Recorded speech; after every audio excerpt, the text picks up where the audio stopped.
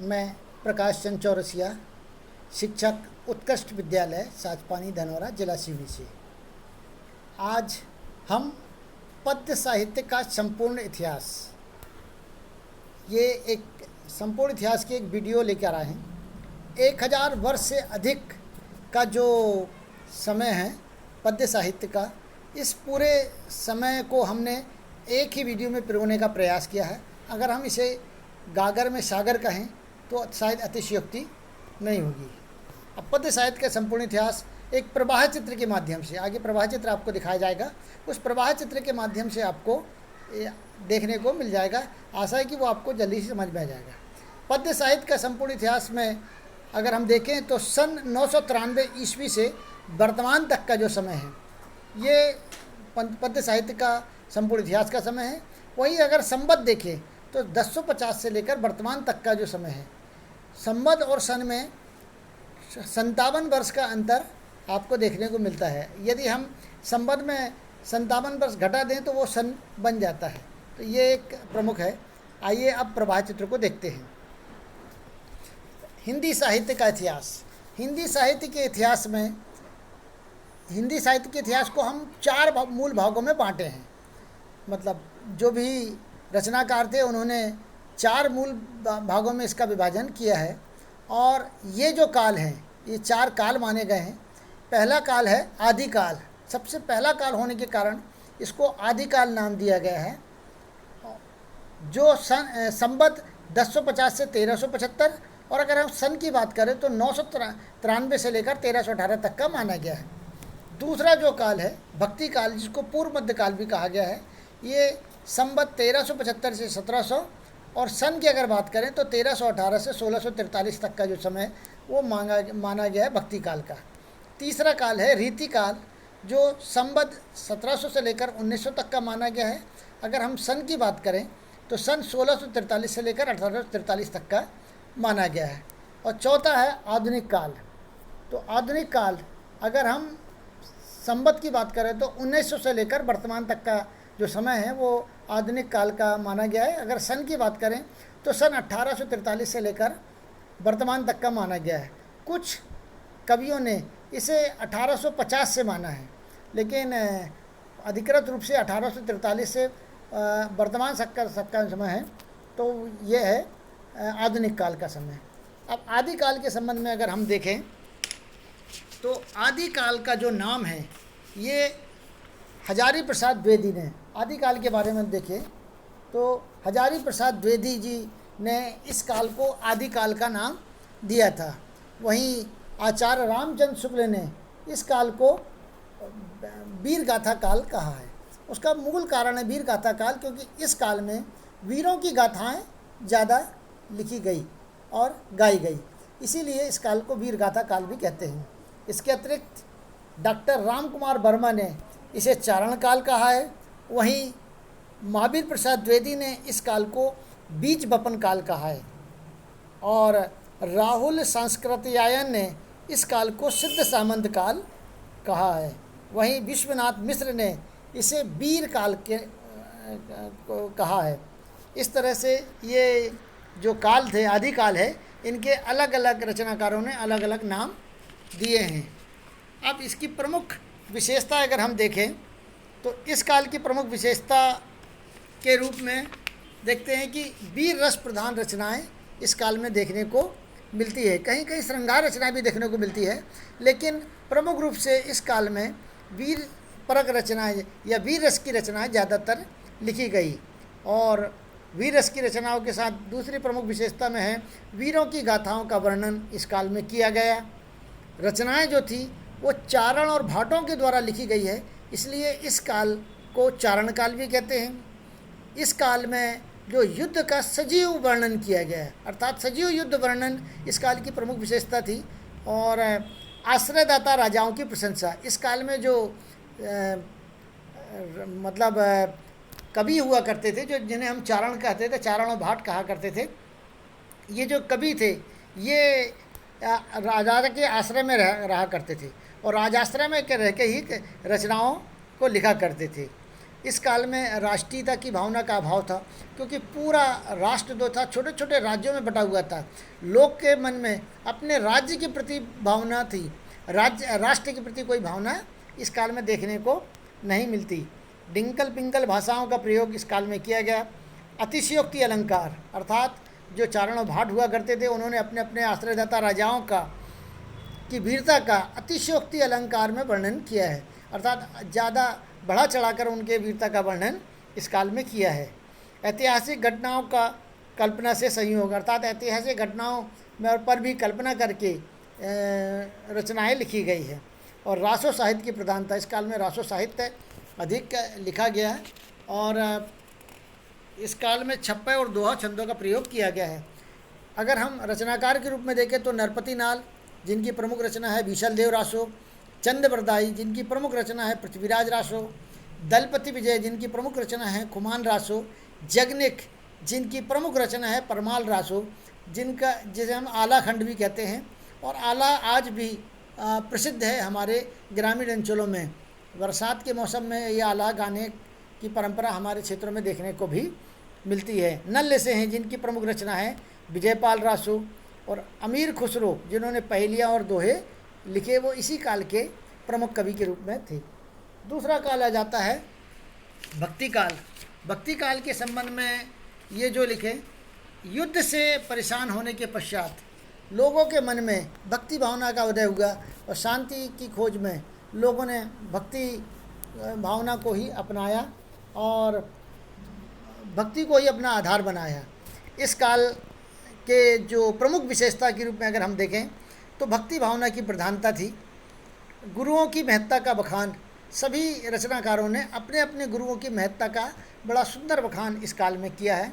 आडंबर का विरोध, समन्वय की भावना, सादा जीवन और शांत रस की प्रधानता इस काल में देखने को मिलती है।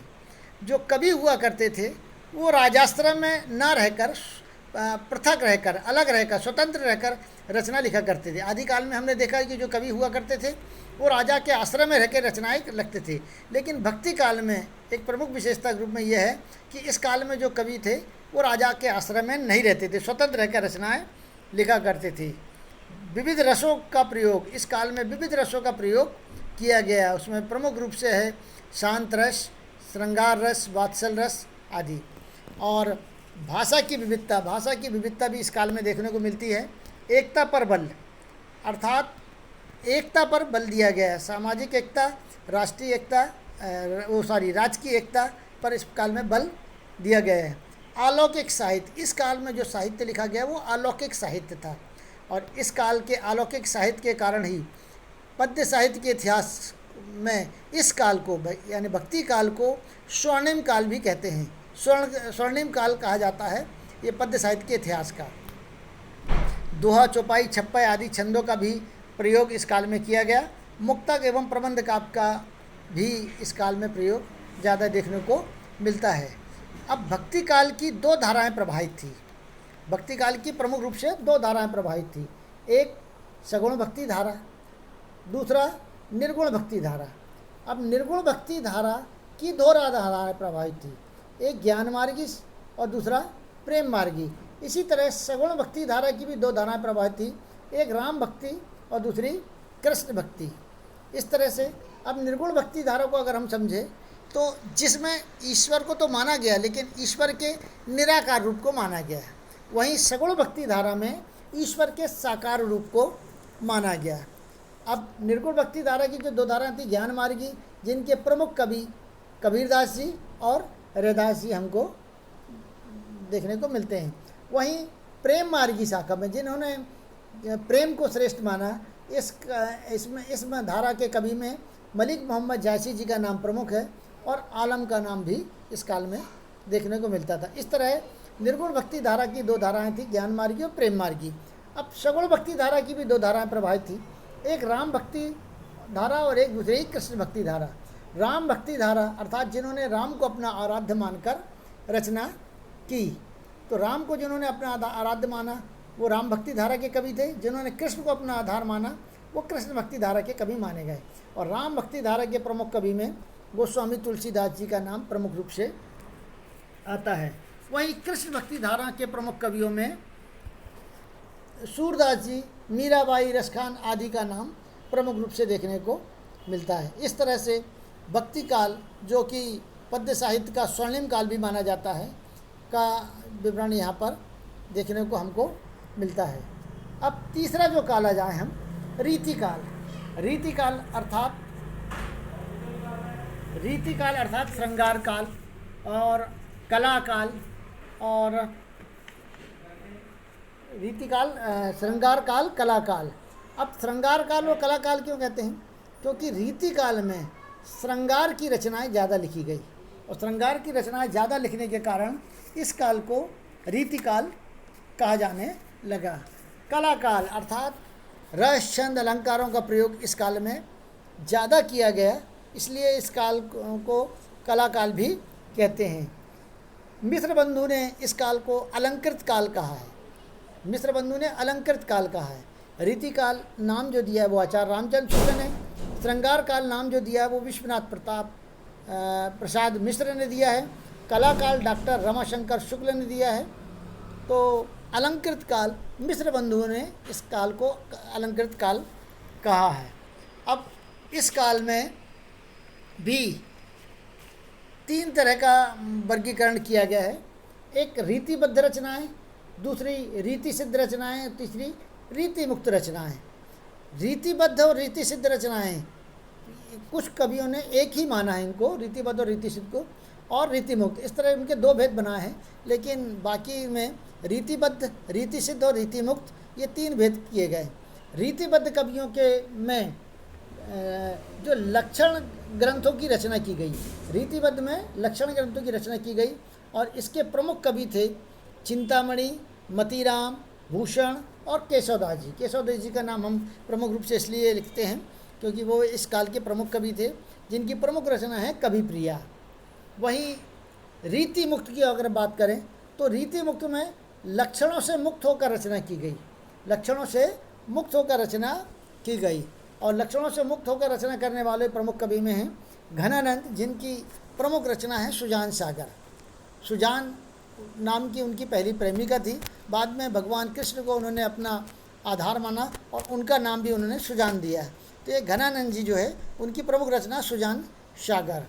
आलम और बोधा भी इसी काल के, रीति मुक्त काल के या रीति काल के प्रमुख कवियों में से हैं। तीसरा अगर हम आ जाए तो रीति सिद्ध कवि। रीति सिद्ध कवि अर्थात लक्षणों को ध्यान में रखकर रचना की गई। रीतिबद्ध में लक्षण ग्रंथ की रचना की गई, लेकिन रीति सिद्ध में लक्षणों को ध्यान में रखकर उसकी रचना की गई। इस काल के प्रमुख कवि में बिहारी, जिनकी प्रमुख रचना है बिहारी सतसई, और सेनापति, जिनकी कवि प्रमुख रचना है कवित्त रत्नाकर। ये इस काल की प्रमुख रचना के रूप में हमको देखने को मिलती है। इस तरह से इस काल को अगर हम ये माने, जो रीति काल है वो कलात्मक दृष्टिकोण से अनुपम काल रहा है। कला काल का जो विवरण, कलात्मक अभिरुचि का जो विवरण इस काल में देखने को मिलता है, किसी और काल में हमको देखने को नहीं मिलता। इसके पश्चात आता है आधुनिक काल, जो संवत 1900 से अभी तक का माना गया है, और अगर सन की बात करें तो 1843 से वर्तमान तक का माना गया है। कुछ कवियों ने इसे 1850 से माना है, लेकिन प्रमुख रूप से ये 1843 से लेकर वर्तमान तक का है। और आधुनिक काल को अध्ययन की सुविधा की दृष्टि से 6 भागों में बांटा गया है, और 6 भाग इसके महत्वपूर्ण थे। पहला था भारतेंदु युग, जो सन 1843 से 1900 तक का माना गया है। दूसरा द्विवेदी युग, जो सन 1900 से लेकर 1920 तक का माना गया है। तीसरा है छायावादी युग। छायावादी युग जो है 1920 से 1936 तक का माना गया है, और 1920 से लेकर 1936 तक के मध्य ही छायावाद के साथ साथ रहस्यवाद भी चला है, और इसीलिए छायावाद और रहस्यवाद का काल एक ही माना गया है, जो छायावाद के युग में माना गया है। इसके बाद चौथा था प्रगतिवाद। प्रगतिवाद सन 1936 से 1943 तक का माना गया है। और उसके बाद आता है प्रयोगवाद, 1943 से लेकर 1950 तक का। इस काल में प्रयोगवाद में नए नए प्रकार के प्रयोग किए गए। और उसके पश्चात आता नई कविता का समय 1950 से लेकर वर्तमान तक का माना गया है। सन 1950 से वर्तमान तक का जो समय माना गया है वो नई कविता का समय माना गया है। अब हम इसका थोड़ा सा विस्तृत अध्ययन कर लें। पहला भारतेंदु युग अगर देखें तो भारतेंदु युग जो है वो भारतेंदु हरिश्चंद्र के नाम से इस युग का नाम रखा गया, क्योंकि भारतेंदु हरिश्चंद्र का महत्वपूर्ण योगदान रहा है इस काल में, इसलिए इस युग को भारतेंदु युग कहा गया है। एक्चुअल में भारतेंदु एक उपाधि थी। हरिश्चंद्र जी जो थे कवि, उनकी उनको एक उपाधि से सम्मानित किया गया था भारतेंदु, और इसलिए तब से उन्हें भारतेंदु हरिश्चंद्र कहा गया और इस काल को भारतेंदु युग दिया गया। इस काल की प्रमुख विशेषता अगर हम देखें तो देश प्रेम की भावना, जनजीवन का चित्रण, प्राचीन एवं नवीन का समन्वय, प्रेम सौंदर्य एवं प्रकृति का अंकन, पद्य की भाषा ब्रज और गद्य की भाषा खड़ी बोली। छंद में अगर देखें तो कवित्व, सवैया, रोला, छप्पा आदि छंदों का प्रयोग, अनुप्रास, रूपक और उपमा अलंकारों का प्रयोग इस काल में किया गया। विशेष रूप से अगर हम बात करें तो राष्ट्रीयता की भावना, जन जागरण और अतीत का गौरवगान इस काल की एक सशक्त विशेषता रही है। तो भारतेंदु हरिश्चंद्र और इस काल के प्रमुख कवियों की अगर हम बात करें तो भारतेंदु हरिश्चंद्र इस काल के प्रमुख कवियों में से एक हैं। इसके बाद दूसरा काल जो आता है द्विवेदी युग, और द्विवेदी युग का जो नामकरण किया गया है ये महावीर प्रसाद द्विवेदी जी के नाम से किया गया है, क्योंकि भारतेंदु युग के समय जो अधूरा कार्य भारतेंदु जी ने छोड़ दिए थे उसी को आगे बढ़ाने का कार्य द्विवेदी जी ने किया है। और इस काल का उनका चूँकि महत्वपूर्ण योगदान था इसलिए इस काल को द्विवेदी युग के नाम से भी जानते हैं। इस काल की प्रमुख विशेषता लोक कल्याण, देश प्रेम, आदर्श मानव जीवन, नारी के प्रति सहानुभूति, प्रेम सौंदर्य और प्रकृति का चित्रण आदि देखने को मिलता है। तो ये हो जाता है द्विवेदी युग, भारतेंदु युग और द्विवेदी युग। तीसरा है छायावादी युग। छायावादी युग जो है ये इस काल के जो 4 आधार स्तंभ रहे हैं जिनको छायावादी कवि के नाम से जानते हैं। पहला है जयशंकर प्रसाद, दूसरा है सूर्यकांत त्रिपाठी निराला, तीसरा सुमित्रा नंदन पंत और चौथा महादेवी वर्मा। ये 4 आधार स्तंभ हैं छायावाद के।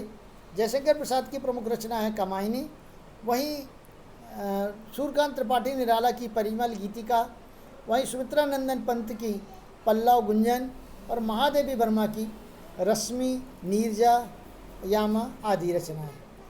इस काल में परमात्मा की छाया आत्मा पर पड़ने लगती है एवं आत्मा की छाया परमात्मा पर, यही छायावाद है डॉक्टर राम कुमार वर्मा ने कहा है। वहीं डॉक्टर नगेंद्र ने स्थूल के प्रति सूक्ष्म का विद्रोह जो था उसे छायावाद कहा है।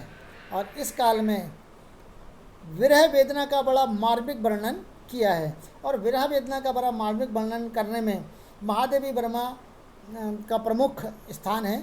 और यही कारण है कि उनकी मार्मिक वर्णन को देखते हुए उन्हें आधुनिक युग की मीरा कहा जाता है। ये छायावादी। आप छायावादी की विशेषता देख लें हम। प्रकृति चित्रण, प्रेम और सौंदर्य का चित्रण, रहस्य भावना, वैयक्तिक संवेदना और जागरूकता और कल्पना की प्रधानता और भावना प्रधान, इस तरह से ये प्रमुख है। और इस काल में प्रकृति का भी बड़ा अनुपम वर्णन किया गया है। और प्रकृति के वर्णन करने में सुमित्रा नंदन पंत का महत्वपूर्ण योगदान रहा है, और यही कारण है कि उन्हें प्रकृति के सुकुमार कवि भी कहा जाता है। ये छायावादी कवि के रूप में प्रमुख रूप से देखने को मिलते हैं। और छायावाद के साथ ही रहस्यवाद भी साथ में चलता है, और रहस्यवाद इसी के साथ साथ चलने के कारण अगर हम इसको परिभाषा के रूप में देखें तो चिंतन के क्षेत्र में जो अद्वैतवाद है, अद्वैतवाद की भावना है, वही भावना के क्षेत्र में रहस्यवाद है। तो चिंतन के क्षेत्र में अद्वैतवाद, तो भावना के क्षेत्र में वही रहस्यवाद है। और रहस्यवाद में प्रकृति में ईश्वरीय आभा के दर्शन हमको देखने को मिलते हैं। आप प्रमुख विशेषता में देख लें, इसमें चिंतन की प्रधानता, ज्ञान एवं बुद्धि तत्व की प्रधानता, प्रकृति का दार्शनिक रूप और परमात्मा से मिलन एवं विछोह का भाव इस काल में हमको देखने को मिलता है। अंतर की अगर हम बात करें तो छायावाद में प्रकृति में आत्मा के दर्शन होते हैं तो रहस्यवाद में प्रकृति में ईश्वरीय आभा के दर्शन होते हैं। छायावाद में कल्पना की प्रधानता, तो रहस्यवाद में चिंतन की प्रधानता। छायावाद में भावना की प्रधानता, तो रहस्यवाद में ज्ञान और बुद्धि की प्रधानता। छायावाद में प्रकृति मूलक है, तो रहस्यवाद में प्रकृति का दार्शनिक वर्णन है।